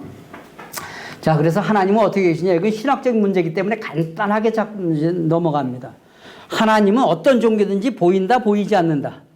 보이지 않아요. 하나님이 보인다면 하나님 때문에 전쟁 난다. 이게 문총재님의 말씀이에요. 그 하나님 우리나라에 모시고 가겠다고 이게 하나님 때문에 전쟁 난다는 거예요. 지금 세계 전쟁의 60%, 70% 이상이 종교 전쟁입니다. 왜? 저들의 신이 최고라고. 종교가 없다면 전쟁은 반수 이상이 줄어듭니다. 집안에서도 옛날에 이웃 사촌일 때는요, 전쟁이 없었어요. 이웃 사촌일 뿐이지. 그런데 다종교 사회가 되면서부터 아들, 딸들이 다니는 종교가 달라져요. 그러다 보니까 아버지 돌아가시니까 이 형제들이 와가지고 종교 때문에 아버지 시체놓고 싸우는 것을 제가 직접 우리 친구 집에서 목격을 했습니다. 이해가 되시겠죠? 네, 그래서 그런 의미에서 왜 자기 집은 저기 아버지부터 할아버지부터 저 절을 다니는데 이놈은 색시 만나가지고 지금 부천에서 열심히 뭐 하느냐면 성가대 다니면서 교회 집사를 하고 있단 말이에요. 아버지가 돌아가셨는데 옆에 와서 절도 안 해요. 사람들이 와서 있어도 옆에서 뻣뻣하게 상주 옷도 안 입고 지 옷 입고 그냥 있으면서. 그러니까 그 큰형님이 그냥 야단을 치면서 그냥 문상객들이 없을 때 그냥 막 그랬어요. 그러니까 거기서 이제 이놈이 그 우상한테 절할 게 뭐 있냐고 돌아가시면 끝이지. 그래가지고서 막 뒤뒤로 패가지고 아버지 장사도 안 끝내고 도망가 버렸습니다. 그런 종교 때문에 형제지간에 전쟁이 벌어지는 것을 우리가 주변에서 목격을 합니다. 예. 그래서 하나님은 보이지 않는다. 보이지 않는 하나님을 아는 방법은 보이는 결과적인 존재를 통해서 알 수 있다는 거예요. 작품을 보면 작가를 알 수가 있고 만물을 보면 그 지으신 하나님의 신성과 능력을 알 수가 있다는 것이 이게 성경의 사도 바울 선생님의 외침입니다. 너희들이 세상 만물을 보면서 하나님의 신성, 하나님이 없다고 할 수 없다. 핑계댈 수 없다. 세상 만물 속에는 하나님의 신성과 능력이 다 들어있다. 이렇게 말씀하십니다. 그래서 우리는 이 모든 하늘이 창조한 만물의 보편적이며 공통적인 사실이 무엇이 있을까? 그래서 간단하게 정리하면은 이렇게 정리하는 거예요. 모든 만물은 동양 철학의 근본이 음양 철학이에요. 이해가 되시겠죠? 예, 그래서 동양 철학은 음양 철학으로 보는 거예요. 예. 그리고 또 하나 뭐가 있느냐 하면은 인간은 마음과 몸으로 되어 있다. 그런데 몸을 보면 그 사람 마음을 알 수가 있다. 그래서 얼굴이라는 것은 어른 정신을 말해요. 저 얼빠진 놈 봐라 그러잖아요. 굴은 거울의 옛말이에요. 근심 걱정 있는 사람 아무리 화장을 해도 얼굴에 근심 걱정을 지울 수가 없습니다. 근데 화장 하나 안 한 얼굴이지만 세상에 기쁘고 건강하게 사는 사람은요 얼굴에 생기가 돕니다. 생기가 돕니다. 어쩌다게 뭐 좋은 일 있었어? 왜 그렇게 자기는 얼굴에 화장도 안 했는데 얼굴이 환해? 이러면서 이제 친구들끼리 하는 얘기란 말이에요. 그리고 또 하나의 굴은 토끼굴, 여우굴 하는 터널의 의미예요. 터널. 그래서 얼굴과 얼굴을 보면서 아이들을 야단치건 뭐 아이들을 가르치건 선생님들이 왜 공부하다가 조는 아이들 고개 들어 그러냐? 얼굴을 봐야 그놈이 제대로 내 하는 얘기를 알아듣는지 못 알아듣는지 알기 때문에 고개 들어 그러잖아요. 그래서 얼이 통하는 통로다 이렇게 보는 거예요. 그 사람 얼굴을 보면 그 사람 마음을 알 수가 있다. 그래서 몸은 제2의 마음이다. 네. 그렇게 보는 거예요. 그리고 모든 동물이나 식물이나 모든 것들은 다 인간의 마음과 몸을 기본형으로 해서 동물도 동물의 본능성이 있어요. 추우면 따뜻한 곳을 찾아요. 배고프면 먹을 것을 찾아요. 이걸 개체 보존의 본능, 종족 보존의 본능 이렇게 말을 합니다. 그리고 식물도 마음이 있어요. 해굽성, 물굽성, 굴곽성 이런 얘기들을 합니다. 그리고 모든 것들은 물리화학적인 성질과 진료와 구조와 형태가 있다 이렇게 말했습니다. 그래서 이것을 뭐라고 하느냐? 양과 음으로 되어 있고 성상, 형상 이렇게 말합니다. 이거 한번 따라해 보십니다. 성상. 성상은 마음을 말합니다. 형상은 몸을 말합니다. 성격과 형태의 원리적인 용어 이걸 규정성이라고 해요. 없던 용어를 새롭게 규정 짓는다 그래서 규정성이라고 하는데 이걸 성상, 형상, 양성, 음성 모든 세상의 보편적이며 공통적인 사실이 양음의 구조로 되어 있고 마음과 몸의 이중 구조로 되어 있더라. 이것을 만드신 하늘도 그런 분의 근본이시다. 그래서 하나님 앞에는 근본 본자로 써서 본성상, 본형상, 본양성, 본음성의 주인으로 계신 분이 바로 하나님이시다. 이렇게 말해요. 여러분 근본 본자 이게 뭐냐면은 아침에 출근하시면은 사무실에 뭐가 있느냐? 컴퓨터가 있어요. 컴퓨터에 뭘 켜느냐? 본체를 켜요. 본체. 그게 본체에서 모니터가 나오고 본체에서 마우스가 나오고 본체에서 프린터가 나오고 본체에다가 USB 정보를 끼는 거란 말이에요. 예. 본체는 보는 본인데 모이가 있으니까 모양이 있으니까 몸체자라서 본체라고 해요. 근데 하나님은 무형이시라고 하거든요. 어떤 종교든지. 하나님은 본으로 계시고 하나님을 그대로 닮아난 것이 인간과 만물이다 그 말이죠. 성경에 보면 인간은 하나님의 모양과 하나님의 형상을 닮았다 그랬어요. 그래서 여러분들의 모양이 하나님의 모양이다 이렇게 생각을 하시면서 이제 하나님의 모양들이 한 시간이 지나가니까 조금 피곤하시잖아요. 하나님도 피곤하시대요. 우리가 기지개 한번 쫙 펴시겠습니다. 쫙 펴시고 기지개 펴시면서 소리 한번 쫙 내시면서 사실 저도 쉬고 싶은데 한 40분에 끝낼게요. 그게 낫죠? 그래서 한 25분만 더 하고 준비된 것이 있으니까 2시간 타임으로다가 저기 우리 지부장님이 욕심이 많으셔요. 이 키가 적고 이게 야무진 사람들이 욕심이 많다는 건 아시죠? 그래서 옛날 어른들이 뭐라고 했느냐? 키 크고 싱겁지 않은 사람 없다 그랬잖아요.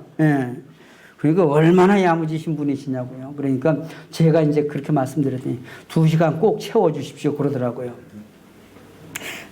그렇게 하죠. 빨리 갈게요. 그래서 하나님의 창조의 법칙은 쌍쌍의 법칙이에요. 하나님이 창조한 모든 생명체는 쌍쌍으로 되어 있습니다. 이게 보편성을 말하는 거예요. 특수성을 말하는 것이 아니고. 그리고 또 하나는 뭐냐 하면은 모든 생명체는 쌍쌍이라는 것은 양과 음을 말하는 것이고 마음과 몸으로 되어 있다. 말씀 이해가 되시겠죠? 그래서 결국 하나님은 이성성상의 주인으로 계신 분이 하나님이시다. 이성 둘로 되어 있는데 하나님은 보이지 않는 분이니까 인간의 마음과 같이 무형이시니까 이성성상의 주인이시다. 이렇게 이제 이해를 하시면 될 것입니다. 쉽게 말하면 만물을 봐라. 만물은 전부 다 쌍쌍으로 되어 있고 마음과 몸으로 되어 있다. 그것을 만드신 하나님이 근본인 분이시다. 하나님도 그런 분의 주인이고 그런 분의 근본으로 계신 분이 바로 하늘이시다. 이렇게 보시자 그 말이에요. 그래서 요거는 또 이제 아주 간단한 원리예요. 이게 말을 써놓으면 어려운 것 같은데 하나님이 이 세상을 창조하시는데 창조 원리에서 창조하시거든요. 창조 원리. 아까 따로 하셨습니다만 창조 원리라는 말은 세상을 창조하시는데 원리대로 창조하셨다 그랬잖아요. 근데 설계도인데 하루를 살아가고 1년을 살고 평생을 사는데도 설계도가 있단 말이에요. 제가 제일 좋아하는 말 중에 이런 말이 세상에 우연이 없다. 우연 속에 필연이다. 여러분들도 2021년 11월 오늘이 25일 이곳에 오셔야 할 인생의 예정표대로 오신 것이지 절대 재수없어 끌려온 건 아니다. 그래서 어느 방송을 듣다 보니까 제가 1년에 전국 순회를 참 많이 하거든요. 전국에 지역마다 다니면서 강의를 하는데 라디오를 많이 들어요. 그런데 어느 라디오를 듣다 보니까 이렇게 얘기를 해요. 우연 속의 필연이라는 말을 하면서 우연이라는 말은 신의 선택이다. 이렇게 얘기를 하더라고요. 우연이라는 것은 그냥 한 것이 아니라 신의 선택이다. 이렇게 이제 보시면서 우리 오기로 맺어진 오기 좋잖아요. 오기로 이렇게 평화돼서 협의에 이렇게 가평군에 맺어진 여러분들이 절대 우연이 아니라는 것을 아시면서 하나님은 한 가지를 위해서 2번 수고하지 않고 똑같은 것을 만들어 놓은 것이 하나도 없어요. 다 달라요. 다르지만 틀린 것이 아니라 그 자체가 진리다. 그래서 개성진리체 이렇게 말합니다. 따라하십니다. 개성진리체. 개성진리체라는 말은 70억 인류가 사는데 똑같은 사람이 하나도 없다. 한나라 한시에 태어난 쌍둥이도 성격이 다르고 모양이 다르고 지문이 달라요. 생각하는 바가 달라요. 그래서 인간은 개성진리체. 70억 인류 중에 오직 나는 나다 그 말이에요. 이게 하나님이 가르쳐 주신 거예요. 모세가 하나님께 당신 누구예요? 그러니까 나는 나다 그랬잖아요. 그 나는 나예요. 내 똑같은 시대에 나와 함께 사는 사람은 나밖에 없잖아요. 그래서 우리는 70억 인류를 대표한 것이 바로 나입니다. 70억 인간 대표가 바로 나다. 뒤집어 놓고 말하면 70억 분의 1의 가치지만 70억을 주고도 바꿀 수 없는 게 나의 가치다. 그래서 예수님께서 온 천하를 얻고도 너 하나를 잃으면 무엇이 유익하겠는가 그랬잖아요. 그래서 어떤 사람과도 바꿀 수 없는 것이 바로 나다. 그래서 개성진리체로 만들어진 내가 마음과 몸, 양성과 음성이 잘 조화를 이룬 나다. 그리고 모든 만물도 양기가 있고 음기가 있고 양지가 있고 음지가 있다. 그 말을 하는 거예요. 그래서 내 부모의 부모, 부모의 부모를 따지고 올라가면 우주의 근본 부모는 한 분이다. 그래서 그분을 일컬어서 한 분밖에 안 계신 분이니까 한 분님 또는 하나님이라고 하자. 이것이 모든 종교의 하나의 약속입니다. 말씀 이해가 되시겠죠? 그래서 절대 기독교적인 방법으로 믿는 사람에게 복을 주고 안 믿는 사람은 벌을 주고 천당 보내고 지옥 보낸 채점자로서의 하나님은 인간의 지능이 낮았을 때는 통했어요. 인간의 지능이. 왜? 어릴 때는 아버지 어머니의 말씀이 하나님의 말씀으로 들리잖아요. 그런데 지식이 높아지면서 학교를 다니면서 엄마 말씀, 아빠 말씀이 저게 맞는구나 틀린구나 하는 것을 구분할 줄 알잖아요. 이제는 지식이 보편화돼 가지고 목사 신부님 앞에서 앉아있는 신도들이 다 박사입니다. 박사학위만 안 받았을 뿐이지. 그래서 이 21세기는 제일 해먹기 힘든 업종이 뭐냐? 성직자입니다. 실천하지 않으면 절대 인정받지 못하는 게, 옛날에는 성직자는 이도 안 닦는 줄 알았어요. 제가 이게 수련하면서 들었던 얘기예요. 성결교 다니는 대학을 졸업한 사람이 미국에 아주 이민 갔다가 남편하고 이제 완전히 갈라져가지고 다시 여기 이민을 왔어요. 그리고 우리 원리를 알게 돼가지고 미국에서 전도돼서 다시 저한테 수련을 받으러 왔어요. 교육을 받으러 왔는데 그 양반이 하는 말이 뭐라고 하느냐. 자기는 대학교 때까지 계속 성가대를 했는데 대학교 2학년 때 성가대 토요일날 연습을 하러 갔더니 성가대 대장님이 목사님 사택에 가가지고 뭘 좀 가지고 오라 그러더라고요. 그런데 오후에 목사님이 이를 닦고 있다가 문을 닫으니까 이를 닦고 있다가 나오시는 거예요. 세면장에서. 그래서 이 대학생이 목사님 이 닦는 것을 보고 충격을 받았더라고요. 목사님도 이를 닦나. 저는 어릴 때 우리 담임 선생님이 화장실에서 나오는 걸 보고 충격을 받았어요. 선생님도 오줌 싸나. 진짜 그럴 시절이 있었잖아요, 우리가. 저는 이런 얘기 하면 농담인 줄 알겠지만요. 저는 노인하고 어른하고 사람을 구분이 다른 줄 알았어요. 우리 어머니가 꼭 집안에서 뭐 음식을 하면 우집이 어른 갖다 드려라. 우집 노인네 갖다 드리고 와라. 꼭 그랬어요. 그래서 젊은 사람은 사람이고 연세가 많으신 노인네인 줄 알았는데 제가 그 나이가 돼가잖아요. 자, 어릴 때는 그랬다고 말해요. 그런데 지식이 보편화됐기 때문에 성직자나 선생님들이 제일 해먹기 힘든 업종 중에 하나가 되었다. 그 말씀을 드리는 겁니다. 자, 그래서 결국 내 부모의 부모, 부모의 부모를 따지고 올라가면 우주의 근본 부모는 한 분이다. 그래서 하나님과 인간은 뗄래야 뗄 수 없는 부모, 자식 관계다. 이걸 부처님 손바닥이라고 하는 거야. 우리는 하나님의 품을 벗어날 수가 없다. 그런데 예배당을 가느냐 안 가느냐 하는 것은 신앙의 고백일 뿐이에요. 이 말씀 이해가 되시겠죠? 어느 교회 다니느냐? 이거는 소속, 땅에서의 소속을 얘기하는 것일 뿐이지 내가 예배당을 안 가더라도 하늘은 우리를 하늘의 아들, 딸로 알지 하나님이 버려두신 자식이 절대 아니라는 말씀입니다. 예. 그래서 3대 부모, 우리가 이건 삼신사상이에요. 하늘신, 땅신, 조상신이라고 말해요. 삼신사상을 인터넷을 쳐보면 천지인이라고도 하고 밝을 명자를 써 천지명이라고도 해요. 왜? 사람은 낮이나 밤이나 밝게 살아야 된다는 거예요. 밝을 명자가 앞에 것은 해고 뒤에 것은 달이에요. 낮이나 밤이나 밝게 살아야 된다. 사람이 이런 사람들 많잖아요. 가끔씩 동네에서 그런 사람 한두 사람 나오는데 낮에는 정의롭고 깨끗한 사람 같은데 해만 지고 술 한 잔만 들어가면은 이상하게 되는 변하는 사람들이 있단 말이에요. 그래서 그런 것을 놓고 낮이나 밤이나 밝게 살아야 된다. 옛날 어른들은 하늘은 아버지라 그랬어요. 건칭부 이랬어요. 곤은 땅이잖아요. 땅은 어머니라고 했어요. 그래서 하늘에서 비가 내리는 것은 남자의 정자가 부인에게 들어가서 아이를 만드는 것과 똑같은 것으로 봤단 말이에요. 아무리 메마른 대지 위에도 그렇게 말랐던 것에도 어디서 비만 내리기만 하면 포자가 날아와서 싹을 틔우거든요. 말씀 이해가 되시겠죠?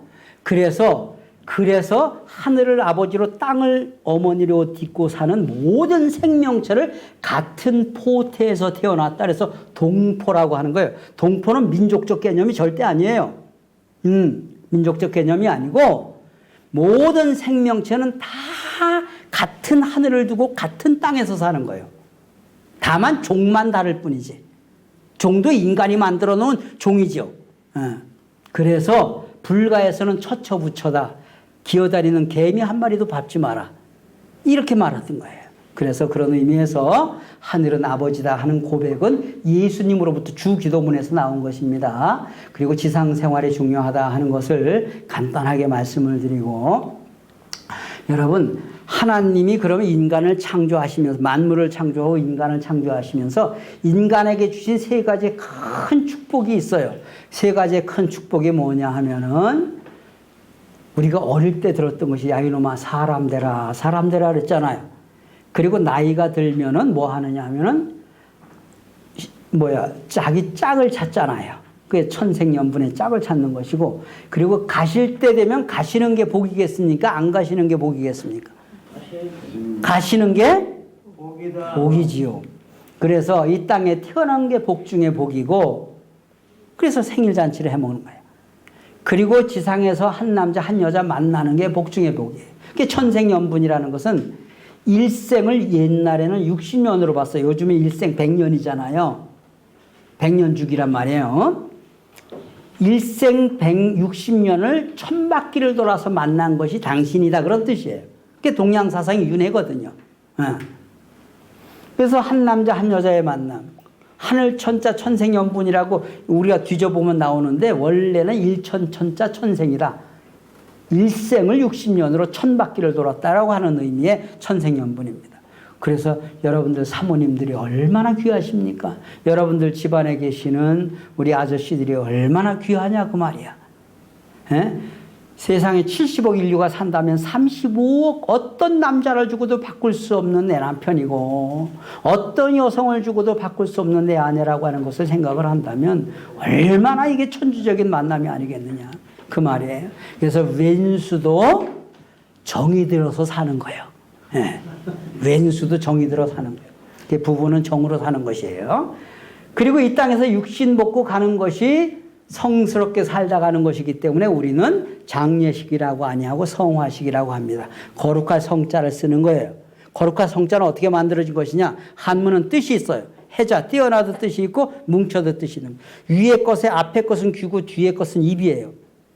귀로 듣고 입으로 말하는 거예요.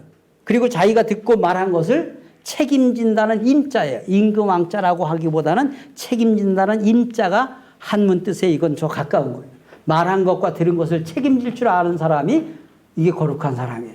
부모는 자식의 말을 책임질 줄 알아야 부모로서 존경을 받아요. 지도자는 반드시 자기를 따르는 사람들의 생계를 책임져 줄 줄 알아야 지도자로서 존경을 받습니다. 네. 그래서 책임진다는 거예요. 21세기는 인간 책임의 시대다. 이것이 우리 문선명 총재님이 하신 말씀이에요. 20세기까지는 모든 것을 무엇의 어깨 위에 올려놨느냐? 주님의 어깨 위에 올려놨잖아요. 예수님의 어깨에 올려놓고 예수님 복을 주시옵소서. 그런데 우리는 그런 기도를 하지 말아라. 이게 문선명 총재님 가르쳐. 네가 무엇을 하늘 앞에 해드릴 것인가를 기도하라. 이게 이제 하신 말씀이라는 걸 이해하시면서, 화자도 벼화 변에다가 입구자라는 거예요. 밥을 같이 먹는 게 화하는 거다 그 말이에요. 밥을 같이 먹는 게 화하는 것이다. 이 벼가 얼마나 큰 것이 나무 모기에 삐침을 한 거예요. 나무 중에 제일 큰 나무가 쌀나무입니다. 네. 왜? 쌀은 삼시세끼 씻어서 먹고 전 세계 주식이잖아요. 사과나 아무리 큰 나무에 달린 거와 이래서 사과나 배는 후식에 들어가지 주식에는 못 들어갑니다. 말씀 이해가 되시겠죠? 그래서 세계의 공통으로다가 사람들이 주식으로 먹는 것이 쌀이다. 한 삼시세끼 밥을 먹으면서 어찌 그리 거짓말을 하느냐, 이렇게 어른들이 옛날에 말씀하셨단 말이에요. 그리고 쌀은 아무리 깨끗하더라도 밥을 할 때는 또 씻어서 하잖아요. 매일매일 내가 저녁에 들어가서 내 하루를 반성하고 그 다음날 새로운 결심을 하고 나오는 게 내 마음을 씻는 거다. 그런 이야기죠. 하늘이 인간에게 주신 세 가지의 큰 축복이 있다. 이건 간단하게 넘어갑니다. 아까 이 땅에 태어나는 것도 축복이다. 그래서 첫 번째 축복은 하나님을 닮은 사람 되어달라는 거예요. 하나님을 중심 삼고 마음과 몸이 완전히 하나가 된다. 이 하나가 되는 작업을 수수작용이라고 해요. 한번 따라해 보십니다. 수수작용. 이걸 소통이라고 합니다. 그리고 커뮤니케이션. 그리고 시장에서는 거래라고 해요. 시장에 그 상거래 질서가 세워져야 된다 이렇게 말하잖아요. 그래서 주고받는 작용을 잘해야 된다. 그래서 완전한 하나의 인격체가 형성돼야 된다. 그래서 보이지 않는 하나님이 보이는 하나님으로 전개된 것이 바로 나다. 이게 나는 걸어다니는 하나님이시다. 이게 문선명 총재님이 우리에게 가르쳐 주신 인격관, 인간관입니다. 한번 따라해 보십니다. 나는 걸어다니는 하나님이시다. 네. 이게 수은 최재우 선생의 인내천 사상하고도 같은 의미예요. 근데 수은 최재우 선생의 인내천은 결국 사람을 하늘같이 여기라는 의미였는데 우리 문선명 총재님의 인내천은 하나님의 사랑을 네 마음에 품어라. 이게 전혀 주체성이 다른 거예요. 예. 하늘의 마음을 하늘의 사랑을 네 마음에 품어라. 이렇게 말씀하고 계시죠. 예. 그리고 하나님을 닮은 한 남자 한 여자가 하나의 아름다운 가정을 이루는 거예요. 그래서 천국의 기본단위는 가정이라고 보는 거예요. 천국의 기본단위는 가정인데 논어 치가편에 보면은 뭐라고 되어 있느냐? 가화 만사성이라고 되어 있는데 그 앞에 있는 게 있어요. 뭐냐? 자효 쌍칠락하고 그래서 자식은 효를 다해 쌍친 부모를 기쁘게 해드릴 때 즐길락자 부모 얼굴에 웃음꽃이 피어나야 가화만사성이 된다. 그래서 자효쌍실락을 빼버리고 가화만사성을 이루려니까 이룰 길이 없다는 거예요. 쉽게 말하면은 아무리 부부끼리 웃으려고 해도 부모님의 얼굴에 그 수심이 가득 차고 부모님이 근심 걱정이 있는데 집에서 부부들끼리 웃을 수가 없잖아요. 옛날에 3대 4대가 같이 살 때. 말씀이 이해가 되시겠죠? 그래서 부모 얼굴에 근심 걱정부터 걷어내고 부모님이 웃어야 자식들은 웃을 수가 있다고 말해요. 자유쌍칠락. 그래서 이것이 가정적 사유기대라고 해요.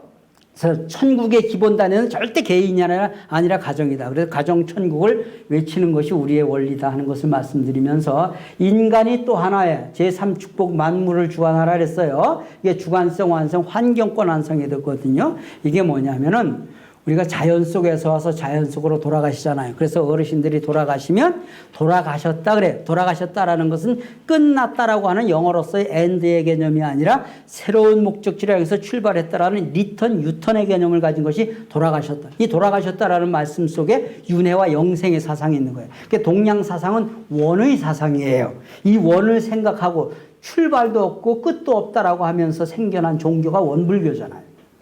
이게 원불교는 상징이 동그라미 하나예요. 동그라미. 우주는 하나다. 하늘도 하나다. 그러니까 이제 동그라미 하나로 더 표시해놓고 있는. 그래서 여러분 만물을 대표한 것이 자본주의 사회에서는 만물을 대표한 것이 돈이에요. 돈은 돌고 돌아 돈이지 내가 마지막 주인이 아니에요. 돈 가지고 남의 눈에 눈물을 흘리게 하면 내 후손들 눈에서는 돈 때문에 피눈물이 난다는 사실 명심해야 돼요. 절대 돈은 눈먼 돈이 없다니까요. 눈먼 돈이 있다고 생각하시는 분들이 눈먼 사람이에요. 어디 눈먼 돈이 있는지 가만히 보시기 바랍니다. 우리나라 돈도 보면 세종대왕 어르신이, 율곡이 선생님이, 퇴계이황 선생님이 눈을 후라리고 계시잖아요. 그러더니 2009년도 6월 달서부터 그 아리따운 미소를 지으면서 신사임당 여사님이 나타났어요. 놀라운 역사의 대반전, 여성시대를 끝내버린 거예요. 세종대왕, 율곡이, 퇴계이황 남자 셋 다 합쳐야 16,000원. 이거 기가 막힌 거예요. 그리고 엄마는 5만 원인데 아들은 5,000원이에요. 아들놈의 정성이 아무리 지극해도 부모의 정성을 못 따라갑니다. 그래서 부모는 지식이 부족해도 경험과 경륜으로 살기 때문에 부모라는 거예요. 예. 자식은 꾀로 사는 거예요. 그래서 어떤 일이 있어도 자식이 아무리 똑똑한 학박사학이라도 부모의 경륜을 뛰어넘지 못하니 박사학위 받으면 아버지께 어머니께 박사학위를 씌워드리고 사진을 찍고 집에 와서 큰절하는 거예요. 부모님 덕분에 제가 박사가 되었다. 예. 부모라는 이름을 넘어갈 수 있는 직책은 세상에 하나도 없어요. 대통령도 부모를 못 넘어갑니다. 교황도 부모를 못 넘어갑니다. 전부 다 부모 밑에 있는 직제가 세상의 사람들이 이권 때문에 만들어 놓은 직제는 부모 밑에 있는 거예요. 예, 그래서 그런 의미에서 부모라는 의미처럼 큰 게 없다. 그래서 우리 문선명 선생님은 참부모라는 말씀을 하실 거예요. 나는 인류의 문제를 책임질 인류의 참부모고 여러분들은 여러분들의 가족의 참부모가 되어봐라. 가정의 참부모가 되어봐라. 이렇게 말씀하시는 것이죠. 그래서 절대 돈은 음모됨이 없다. 그래서 인간과 만물이 주고받는 사회를 이상사회, 즉 천국이라고 하는 것이다. 그 말입니다. 이 말씀에 의하면 결국 천국은 우리가 지상에서 만드는 것이지 육신 벗고 저 세상 가는 게 아니다 하는 거예요. 그래서 지상 생활이 중요하다. 여러분, 공자의 제자 중에 하나 자로라는 사람이 있었어요. 지금부터 한 1500년 전에 중국 당나라 때 얘기입니다만은 자로가 이렇게 물어요. 사람이 귀신을 섬기는 집안에 귀신을 섬겨야 되겠습니까? 하는 말이에요. 쉽게 말하면 귀신을 섬기는 일에 대해서 공자님께 자로가 물어요. 그러니까 사는 사람을 잘 섬기지 못하면서 죽은 귀신을 왜 섬기려고 하느냐? 무슨 말씀인지 이해가 되십니까? 산 사람도 제대로 섬기지 못하면서 어떻게 귀신을 섬기려고 하느냐? 그러니까 또 자로가 있다가 뭐라고 하느냐? 그러면은 감히 다시 여쭙겠습니다만 감히라는 말을 썼어요. 감히 스승에게 감히 또 하나 여쭙겠습니다. 그러면서 사후의 죽음에 대해서는 어떻게 하는 게 좋겠습니까? 죽음에 대해서는 스승은 어떻게 생각하십니까? 이렇게 말씀을 여쭈니까 공자가 그때 아주 명쾌한 대답을 하셨죠. 야 이놈아, 사는 것도 제대로 모르는데 내가 어떻게 죽는 걸 아느냐? 죽은 이유를 내가 어떻게 아느냐? 이게 그 유명한 미지생언지사예요. 사는 것도 제대로 모르는데 죽음에 대해서 어떻게 알겠느냐? 그래서 우리 문선명 총재님도 사는 것을 제대로 살아야 죽음에 대해서 이것을 준비할 수 있다. 준비를 잘해야 된다. 그래서 요즘에는 웰 다이도 유명하는 거예요. 죽음도 준비해야 된다. 이것이 공자님 때하고 지금하고 다른 것은 죽음도 배워야 된다. 이렇게 말씀하는 거예요. 그래서 우리 문선명 총재님이 가르치시는 것은 뭐냐 하면은 이게 동양학에서 이거 주역의 계사편에서도 나오는 거예요. 예. 형이상자는 지위도요, 형이하자는 지위기다. 그릇 기자를 쓰는 거예요. 예. 형이상자, 형이하자는 형이상학, 형이하학이 서양 철학에서 나온 것이 아니라 동양 철학의 근본인 주역에서 나오는 겁니다. 주역에서. 그래서 보이지 않는 세계가 있고 보이는 세계가 있다. 보이는 세계는 시간과 공간의 제약을 받고 순간적이고 한정된 삶을 산다. 인생 100년은 지나가는 화살에 정지된 한순간과 같다 그랬잖아요. 이게 에피큐로스의 말이에요. 에피큐로스의. 그런데 내 몸은 늙어도 마음은 늙지도 않고 지치지도 않는다. 그래서 마음의 세계는 영원하고 무한하다. 제가 이제 평화대에서 교육 가면은 한 70이 넘으신 한 80 가까이 되시는 어르신들이 가끔씩 오세요. 그래서 여쭤봅니다. 우리 선생님, 지금도 젊고 싱싱한 아가씨 보면 마음이 흔들리죠? 아, 그렇다 그래라니까. 아, 지금 전혀 대답을 안 하지. 그렇게 여쭈면은요, 어르신들이 뭐래요? 아유, 나도 사람인데, 나도 남자인데, 그래요. 그래서 남자는 다 짐승이다. 제가 그렇게 말하잖아요. 어떻든지 마음의 세계는 절대 늙지도 않고 지치지도 않는다. 그런데 몸은 노쇠했지만 절대 마음은 늙지도 않고 지치지도 않는다. 마음의 세계를 무형세계, 몸의 세계를 유형세계라고 하는 거예요. 그게 무형세계와 유형세계 두 세계. 마음과 몸은 둘이 아니라 하나입니다. 무형과 유형도 둘이 아니라 하나입니다. 이 세계가 무형세계고 이 세계가 유형세계예요. 여러분 어디 교육 가서 졸다 보면은 이건 영계가 한 거고 눈 뜨면 육계 온 거예요. 이 세계가 영계고 이 세계가 육계지 죽어서 가는 세계가 영계가 아니에요. 꿈을 꾼다든가 환상을 본다든가 참 느낌이 안 좋아서 그 버스를 안 탔는데 얼마 가지 않아서 사고가 났더라. 이 설악 들어가는 이 옛날 길이 얼마나 버스 사고 사망사고가 많았습니까? 예. 저도 여기 이 길을 언제서부터 그 청평 옛날 댐 건너서 설악 들어가는 길 비포장 때서부터 저도 이용했던 사람입니다. 예. 예. 대단한. 제가 아까도 저 식사하다가 말씀드렸지만 그 장락산 천성산을 제가 89번을 올라갔다 내려오잖아요. 그러니까 설악 사람이나 마찬가지다. 그래서 무형세계와 유형세계는 둘이 아니라 하나다. 육신 쓰고 있는 세계가 이성이고 육신 벗고 가는 세계가 사후의 세계다. 그 말씀을 드리는 것입니다. 말씀 이해가 되시죠? 사후의 세계라고 딴 동네 가는 게 절대 아니다. 그래서 지상생활이 중요하다.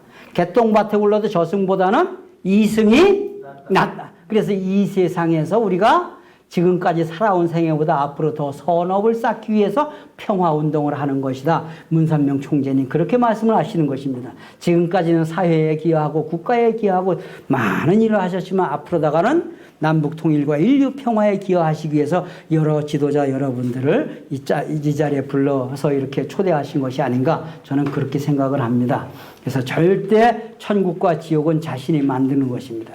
지금 여기가 천국이라고 생각하는 사람은 평생 천국 생활하는 것이고 지금 여기가 지옥이라고 생각하는 사람은 평생 지옥 생활하는 거예요. 지금 여기라는 것은 한정된 지금 현재 여기를 말하는 것이 아니라 여러분들이 어느 곳에 가든지 그 생각을 해야 된다고 말이에요. 그래서 가장 소중한 것이 세 가지의 금이 있다. 살아가기 위해서는 뭐가 필요하다? 현금이 필요하고 황금도 필요하고 그 다음에는 또 하나 뭐? 지금이 필요하고 그 다음에는 옛날이나 지금이나 소금이 필요하대요. 몸에는 수분이 있는데 그 소금기가 뭐 많고 적고를 통해서 사람의 건강을 체크하잖아요. 그래서 지금 여기가 천국, 여러분들의 가정이 천국이 되어야 된다. 그 말씀을 드리는 거예요. 그 하늘의 소원이 뭐냐? 하늘의 소원은 하나의 세계를 만드는 거예요. 우리 민족은 5천년 역사에 900번이 넘는 외침을 당했어요. 그러니까 얼마나 전쟁을 많이 치렀느냐. 내 남편 내 아들이 전쟁터에 갔다가 돌아온다는 소식은 없고 죽었다는 소식만 들으니까 한이 많아 한민족이요. 한민족의 눈물이 오르져 흘러가는 강이 한강이고 한민족이 입는 옷이 한복이고 한민족이 쓰는 글이 한글이며 한민족의 눈물이 오르져 흘러가는 그 한강을 중심 삼고 모든 문명이 우리 대한민국에서 만들어진 거예요.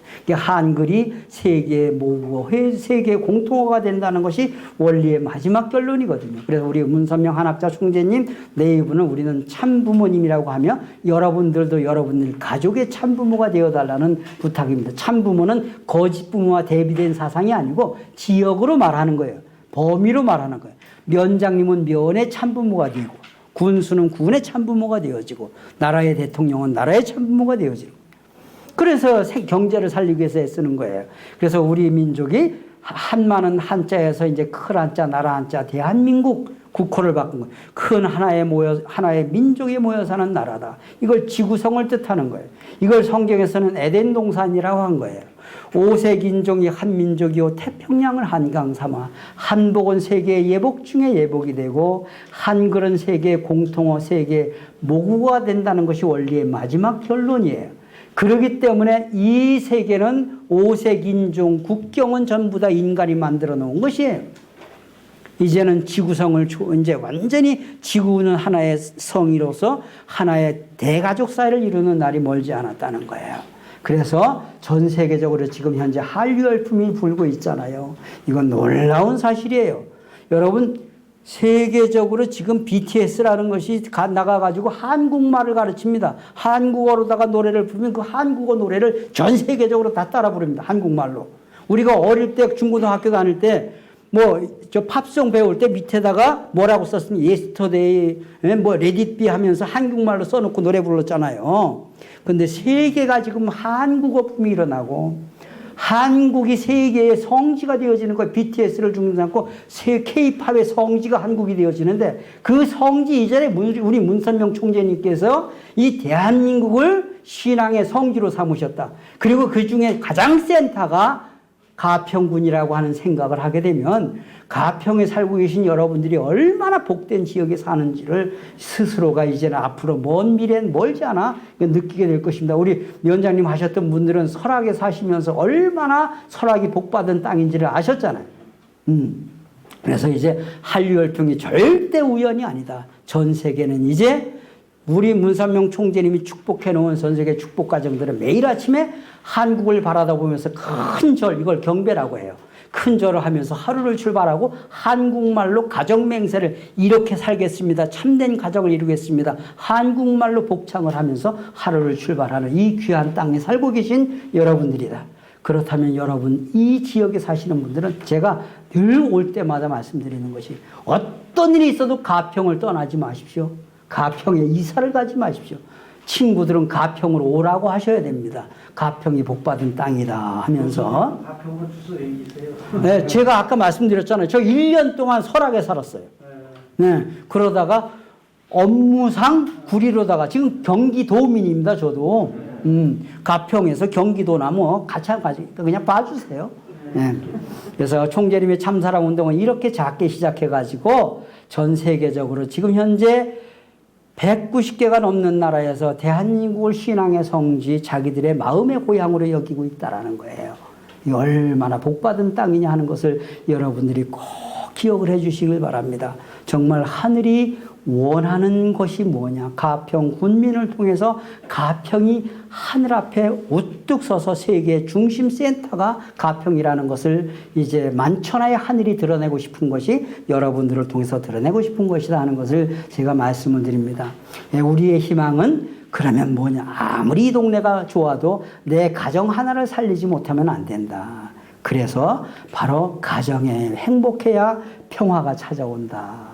가정이 행복해야 평화가 찾아온다. 모든 것, 온 천하를 얻고도 나 하나 내 가정을 잃어버리면 무엇이 유익하겠는가. 그래서 하나의 여러분들, 우리 선생님들의 가정 하나를 찾아서 평화운동의 하나의 작은 밀알이 되어주십사 하는 부탁을 드리면서 올 연말 마지막 잘 보내시면서 이런 평화운동 하시는 우리 문선명 한학자 총재님 네 분께 감사의 박수를 한번 보내드리면서 제가 발언을 마치겠습니다. 감사합니다.